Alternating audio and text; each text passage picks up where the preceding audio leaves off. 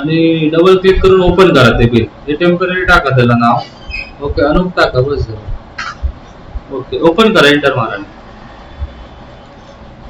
तिथे invoice number दुसरा टाका टेम्पररी.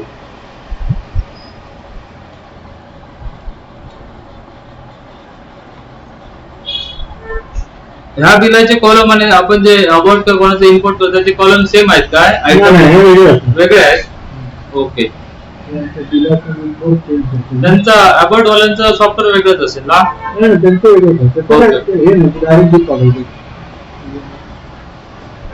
कोणत्या कॉलमला होता तो? बी नंबरला आहे.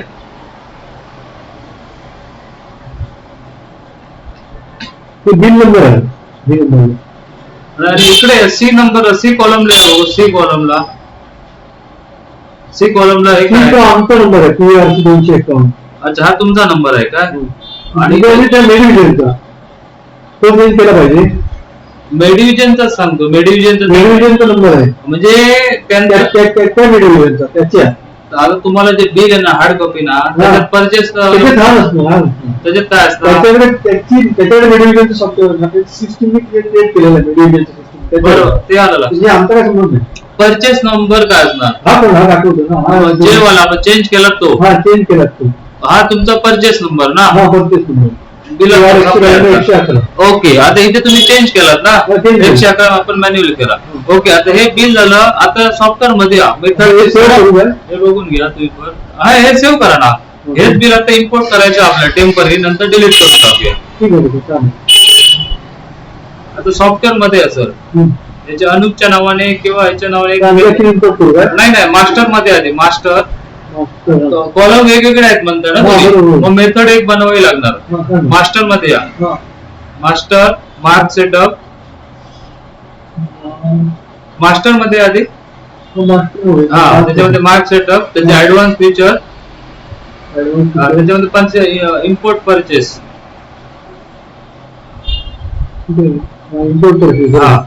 ओके, इथे मेथडला एंटर मारा. इथे एक नाव टाका, अनुप म्हणून टाका. बस, एंटर. येस म्हणा त्याला. इथे अनुपच टाका बस. शॉर्ट एंटर मारत या. इथे डेटा थांबा. इथे डेटा फ्रॉम लाईन आहे ना, तिथे या. लेफ्ट वर मारा, डावीकडचा एरो सर. अजून एकदा इथे 2 करा. सॉरी, एक्सेल फाईल मध्ये या. आणि कोणत्या कॉलम रो मध्ये त्याच्यावर ठरणार ते. हे मिनिमाइज करा सॉफ्टवेअर. मग अशी बिलाची फाईल ओपन करा. त्याचा एक नंबरच ठेवा, कारण एक नंबरलाच आहे तो डेट. आणि हे या सॉफ्टवेअर मध्ये या. हे मिनिमाइज करून ठेवा.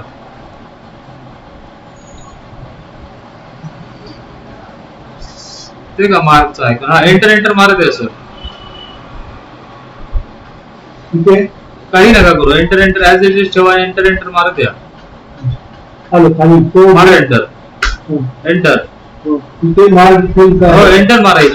इथे तुम्हाला फील्ड विचारणार. इथे बिल डेट सर्च करा. टाइप करा बिल डेट, किंवा आली आहे बघा तिथे. बिल डेट म्हणून टाइप करा, येणार पुढे. डेट DAT टाका, येणार बघा. ते मारा. 2 नंबरची कमांड घ्या. एंटर मारा. ओके, आता हे जरा मिनिमाइज करा. ते रो आणि कॉलम कोणता आहे तो बघा जरा. एक्सेलच्या फाईलला, CSV फाईलला.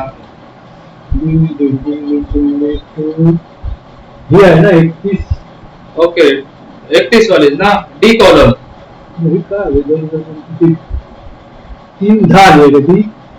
नाही, 31-2 जुना आहे वाटतं ना. 3 बरोबर. 3. Okay, yes. डी आहे. हो, रो येणार दुसरा, पहिला रो आणि डी कॉलम. इथे रो टाका. डेट आणि याला फक्त टाका. रो 1 टाका. 1. एंटर मारा. आणि कॉलम टाका. डी टाका. डी म्हणजे कॉलम. फक्त डेट आणि नंबरला टाकावं लागणार रो. 2 नाही हो सर. 2 कुठे टाकला? डी. ते 2 घालवा. एंटर. काही नका टाकू. एंटर. ओके, नंतर एंटर मारा. बिल नंबर सर्च करा. NO टाका. NO येणार. तेव्हा बिल नंबर ऑप्शन आलाय बघा, खाली हा. एंटर मारा. पैसे बघू का? इथे 1 टाका आणि जे होता ना काही जे होता तो बिल नंबर जे मध्ये परत डेट आली ते राहून दे. बिल नंबर कुठे आहे तो बघा. व्ही मध्ये हा, होता, व्ही. व्ही हो, रो 1च येईल तिथे. 1 एंटर. व्ही टाक. हो, बस एंटर. नंतर एंटर मारा. आयटम नेम बघा कोणत्या कॉलमला आहे ते.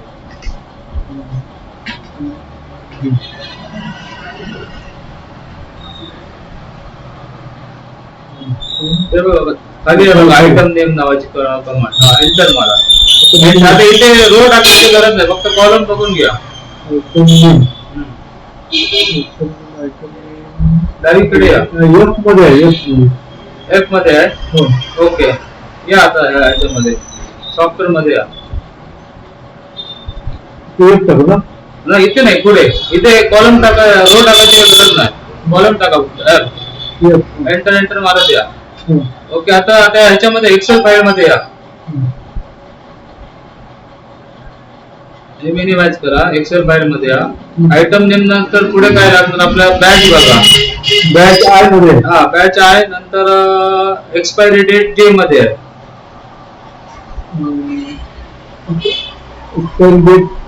एक्सपायरी डेट जे मध्ये आहे, बरोबर. बस आता 2 कॉलम. ओके, आय मध्ये बॅच. या सॉफ्टवेअर मध्ये या. इथे एंटर मारा आणि इथे पहिली बॅच सर्च करा.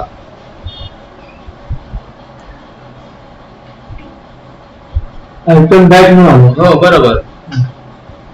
एंटर. इथे नाही, पुढे. हा, कॉलम इथे आय टाका. एंटर. आता इथे काय करू? आयटम एंटर मारा. एक्सपायरी म्हणून टाका, EXP.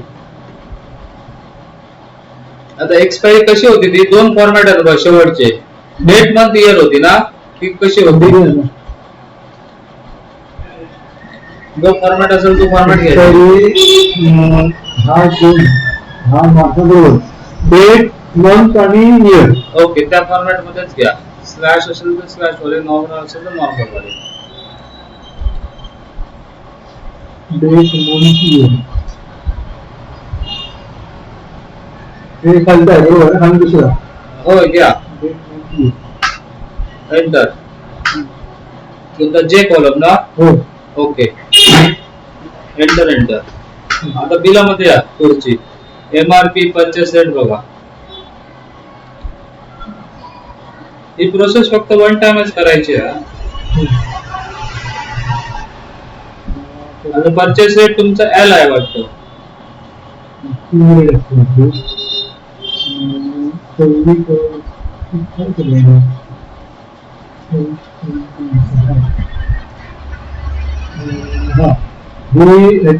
परचेस रेट आहे तो एस मध्ये आहे. एस मध्ये आहे का? प्राइस रिटेलर एल मध्ये आहे. ओके. आणि MRP एम मध्ये. हा, मग L आणि M लावा आता. आणि हा परचेस रेट आहे एस तो पुढे लावूया ना. आता सिक्वेन्स मध्ये MRP एल मध्ये प्राइस रिटेलर. हा, आता या सॉफ्टवेअर मध्ये या. आता रेट एंटर मारा. इथे रेट सर्च करा. रेट ए घ्या. रेट ए म्हणजे सेल रेट तुमचा, प्राइस टू रिटेलर. एंटर मारा. ऍड कॉलम टाका. सर जाऊन येते. एंटर मारा. एंटर. MRP आयटम MRP टाका. एंटर करू. M column. हो, एंटर. नंतर परचेस रेट कोणता कॉलम होता तो? येस मध्ये. हो, एंटर मारा. इथे रेट सर्च करा. रेट. हा, ते आयटम रेट आहे बघा, ते घ्या. P rate. हा, तो.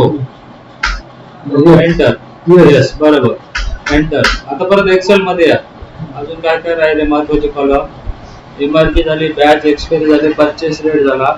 क्वांटिटीचा कॉलम कोणता आहे तो सांगा. P म्हणजे क्वांटिटी. हो. आणि फ्रीचा आहे काय? फ्री काय नाही. फ्री काय नाही ना.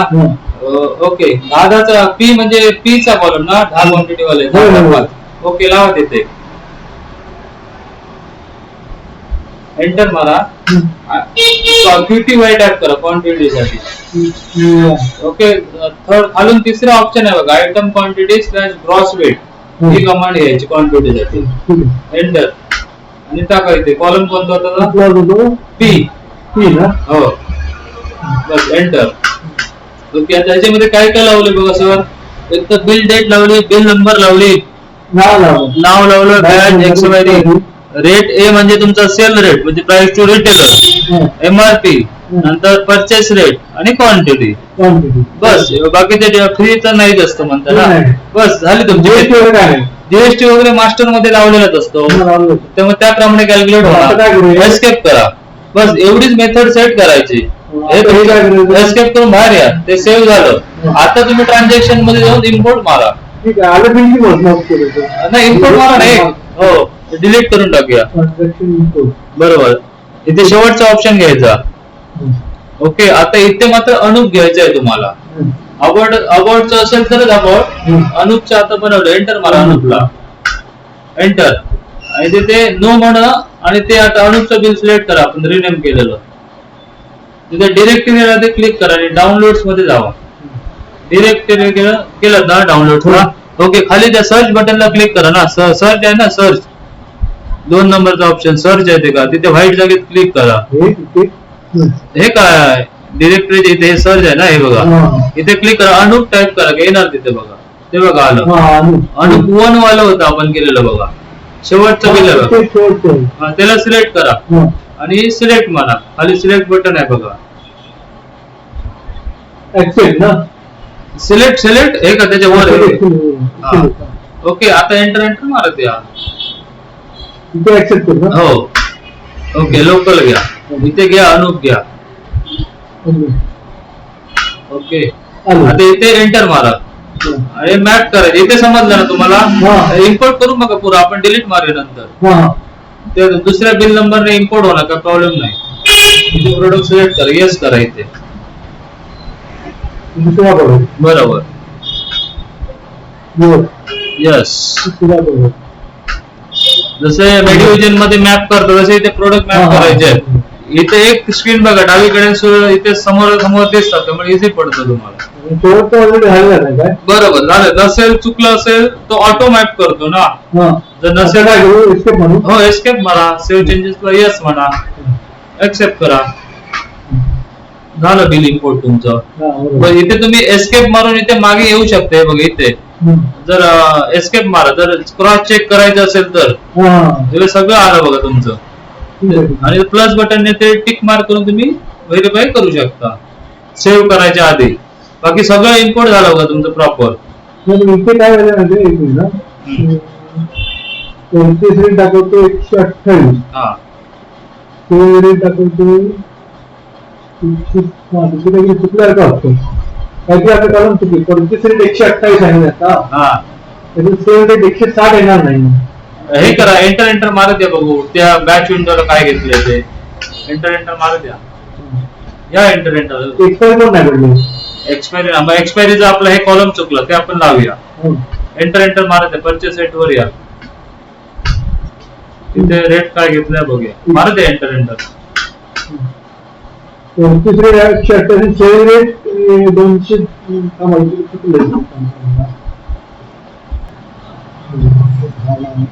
मी कॅन्सल करतो जरा 1 मिनिट.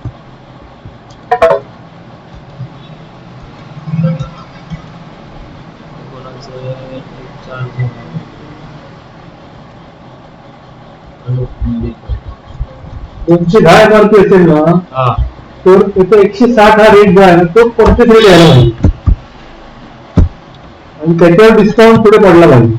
आम्ही काय टाकलं डिस्काउंट त्याचा झाला पाहिजे. आपण बिल इम्पोर्ट केलं ना आता हे. ओके डिलीट करून टाक.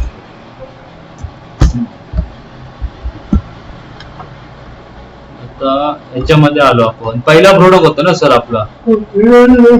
याच्यामध्ये आपली सेल हा 128 यायला पाहिजे ना. 128 काय केलं नक्की. 128 160 L घेतली त्यांनी. बरं L वाली घेतली.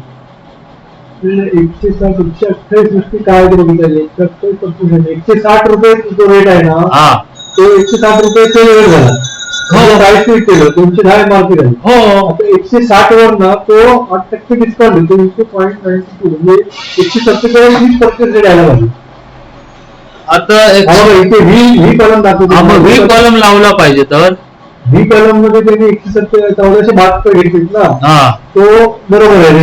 तो परचेस रेट नाही तो प्राइस रिटेलर आहे तो अमाऊंट घेतले. परचेस रेट त्यांनी डिस्काउंट मानले. डिस्काउंट तो बघायला डिस्काउंट दिलेला आहे. डिस्काउंट दिले डिस्काउंट पण प्राइस रिटेलर तुम्ही जो एस कॉलम दिला ना सांगितलात ना त्याप्रमाणे बरोबर पिक केलाय सॉफ्टवेअर. 128 वेगळं आहे. प्राइस हे नाही प्राइस टॉपिक नाही ते काहीतरी वेगळं आहे. त्यातून चुकलं हा मग ते कॉलम कोणता आहे तो सांगा. 128 त्यांनी मला वाटतं काय घेतलं काय समजत नाही. 128 ऍक्च्युली हा जो रेट आहे ना त्याच्यात 8% डिस्काउंट जे टाकला इथे बघा 8% डिस्काउंट 8% डिस्काउंट घेतला पाहिजे. 8% डिस्काउंट याला करून जो रेट येतो ना तो फक्त रेट आहे. नाही प्राइस डायरेक्ट कंपनी नाही ना बरं. आता इथे प्राइस रिटेलर कोणती इम्पोर्ट मारणार. बरोबर 160 रुपये आमचा जो रेट आहे परचेस रेट 160 रुपये 8% डिस्काउंट घेऊन पडला पाहिजे. 8% डिस्काउंट मिळाला त्या तेच रेटला. बरोबर एमआरपी 210 रुपये 210 रुपयाचा प्राइस म्हणजे आम्ही जो रिटेलरला देतो आता 160 वर 8% डिस्काउंट पडला पाहिजे. ओके डिस्काउंट इथे टाकलं पाहिजे कुठे तुम्ही सेल बिल मारताना त्या प्रोडक्टला तर मग तुमचं तो रेट कमी होणार ऑटोमॅटिक. मग झालं बरोबर इम्पोर्ट झालं. फक्त आता एक्सपायरी डेटचं राहिलं. 128 ते घालायचं कसं 128 नाही 160 झालं. 160 बरोबर आला ना 128 पडले. तो परचेस रेट परचेस रेटचा विषय सेल रेटचा सांगताय ना तुम्ही. डिस्काउंट दिल्यानंतर जो रेट पडतो आपण परचेस आणि वेगळा रेट करता नाही. 128 आहे ना आपण टाकलं ना तो चुकीचा आहे. हे बघा तुम्ही कॉलम वर जावा. आता तुमचा हा जो एल वाला आहे ना एमआरपी झाली हो त्याचा काय विषय 160 रुपये त्याचा प्राइस रेट झाला. हो 128 आहे ना तो परचेस रेट नाहीये. तो त्याचं काहीतरी असेल कॅल्क्युलेशन मला माहिती. मग परचेस रेटचा कॉलम कोणता त्याची हार्ड कॉपी आहे. 8% डिस्काउंट साठी परचेस होईल. 160 वर 8% डिस्काउंट पडले. 160 वर 8% डिस्काउंट पडल्यानंतर जो रेट येतो ना अच्छा मग ओके ओके. मग तुम्ही म्हणताय की 160 वर तुम्हाला 8% देणार. 8% देणार. मग परचेस रेटला हाच कॉलम लावा लागणार आणि कॉलमला परत हा मग टी वाला कॉलमला डिस्काउंटला लावा लागणार. बरोबर ना. म्हणजे तुम्हाला एल आणि टी वर आणि सेल रेट पण तुमचा हाच राहणार. सेल रेट पण राहणार आणि त्याच्यावर डिस्काउंट किती देणार. त्याच्यावर डिस्काउंट देणार. आम्हाला कसं माहितीये कंपनीचं डायरेक्ट असेल ओके ओके तर कसं असतं 3 रेट असतं. ते डायरेक्ट नाही तो ह्याचा रेट जो आहे ना सेल रेट तो आमचा रेट असतो. फक्त त्याच्यात 8% आम्हाला डिस्काउंट देईल. अच्छा अच्छा असा विषय. ओके आपले अनुपची. आता इथे बघा आपण रेट हा सेल रेट तोच लावलाय. आता इथे रेट आहे ना एस ऐवजी आपल्याला इथे एल एस लावा लागणार. आणि डिस्काउंट इथे डिस्काउंट कोणता कॉलम होता तो 8% 80 कॉलम सगळ्यांना 8% बरोबर ना. ओके इथे येणार आयटम डिस्काउंट परचेस मध्ये फर्स्ट आहे की सेकंड आहे. ठीक आपण फर्स्ट टाकेल ठीक ओके.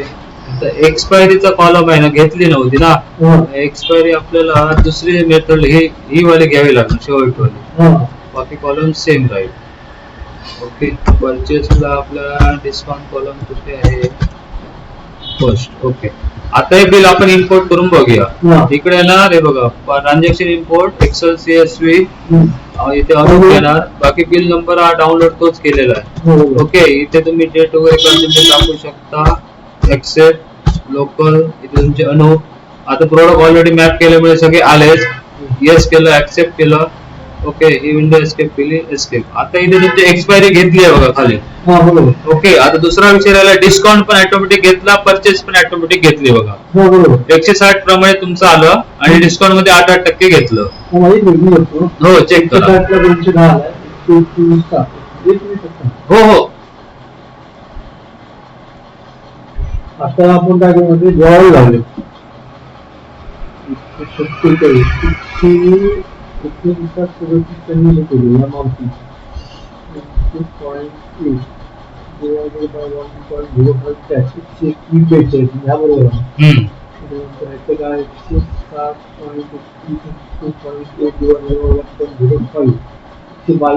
हा पण बरोबर आहे.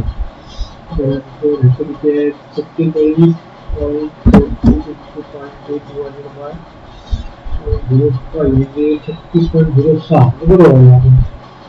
हा ते 108 108.75 बरोबर आहे.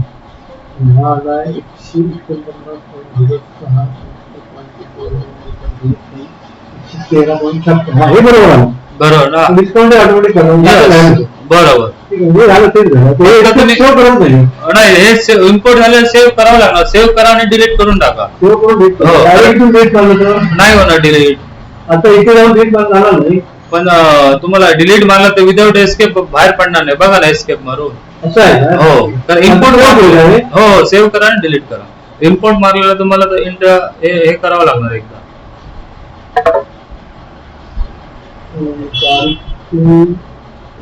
ना तारीख लावून दे का विषय नाही. एप्रिल पडले. हो हो पडून दे. 1 एप्रिल तुमची हा ते ह्याच्याप्रमाणे 1 एप्रिल पडली आहे ना. तुमचं आपण डेट कोणती लावलेली. डेट 10 होती ना. 1 एप्रिल बिलात किती टाकलेला. बिलात आपण डेट भेटाल डायरेक्ट नाही नाही एक्सेलच्या ह्याच्या बिलामध्ये ती डेट टाकली ना. कॉलम टाकली जातो. डेट तुम्हाला सिलेक्ट केली ना आपण. हेच बिल होतं ना आता. डिलीट करून एक्सेलच्या मध्ये 3 होते ना. हा ही लावली ना. जे 31 डी लावले. अच्छा 3 फेब्रुवारी घेतली वाटतं. असं घेतल्यामुळे मागची पडली. हा त्यामुळे इथे डेट तुम्हाला डेटचे 2 डिजिट यायला पाहिजेत ना. डेटचा 0 बरं 31 चुकीचे घेतले. एक तर तुम्हाला इथे मॅन्युअल दुसरी टाकावी लागणार वाटतं प्रॉपर. ठीक आहे चालेल मी टाकतो. कमांड बरोबर आहे त्यामुळे त्याप्रमाणे ते एप्रिलच्या अगोदरच्या असल्यामुळे 1 एप्रिल करून टाकलं असा विषय. सांगतो. ओके बाकी सगळं तुमचं डिस्काउंट रेट परचेस सगळं प्रॉपर झालं. तुमचं काय वाढलं मी तुम्हाला हो नाही आणि ह्याचा व्हिडिओ पण मी तुम्हाला शेअर